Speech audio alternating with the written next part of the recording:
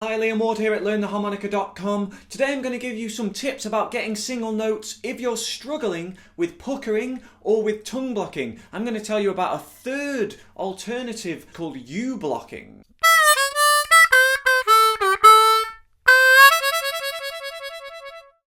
Now, for me, it almost goes without saying that the most intuitive way of getting single notes for absolute beginners is to pucker, sometimes called lip pursing as well, where you make your mouth small enough that you only get one single note. Another technique which is really popular is to tongue block, where you actually make your mouth really wide and put your tongue over to one side to block out all the notes on one side. So today I'm going to tell you about U-blocking. For some people, this will be the way that you can get single notes if you've been struggling. So what is a U-block? Well, as the name suggests, there's a U involved, or at least there's a curled tongue, a curved tongue involved. So when you U-block, what you're actually doing is taking your tongue, curling it to take your mouth, put it on the instrument and block out a hole either side of the hole you're aiming for. Okay, so your mouth would look like this.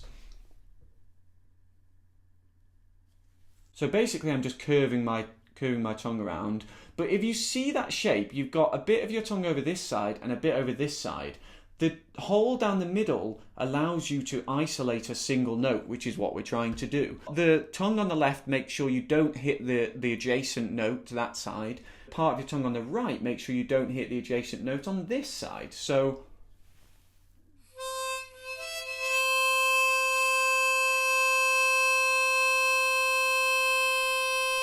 okay, that's the general idea of the technique, assuming you've got the gene that will allow you to do that. If you can't fully curve it, then you just stick it forward and curve as much as you can. I want to give you an important disclaimer in this video. I don't U-block.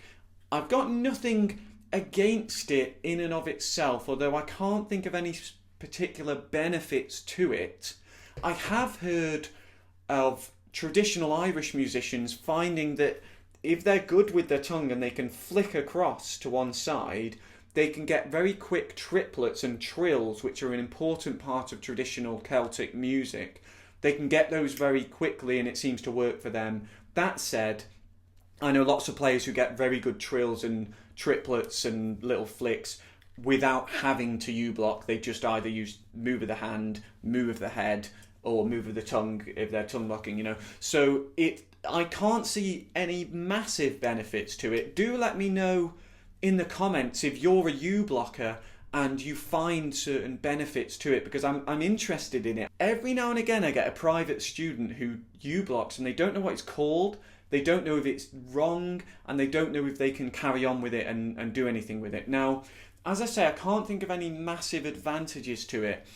In terms of disadvantages, U-blocking is going to give you the same disadvantages that puckering will give you, in that you'll have to switch between a U-block and a tongue block if you want to get octaves, tongue flutters, full kind of tongue flutters and tongue slaps, because a tongue block shape is usually a 4-hole shape where you're playing the right hand note of those 4 holes. So your mouth is over 4 holes like that, and then your tongue covers those. Now if you slap, you're taking your tongue on and off. If you play an octave, you're putting it down the middle and playing a note either side. Now this isn't a lesson on tongue blocking and tongue blocking technique, but if you apply that thinking, the problem with the U-block is you're then going to have to switch, go from that kind of shape where you're kind of on 3 holes, and importantly the middle hole is the one you're playing. So if you remember, you've got your tongue kind of curved round. It's probably not quite as wide as that, it's a little bit thinner, but your tongue is curved round and blocking those holes. You're then going to have to switch, so it's going to be, I should have stayed, kept my hands there.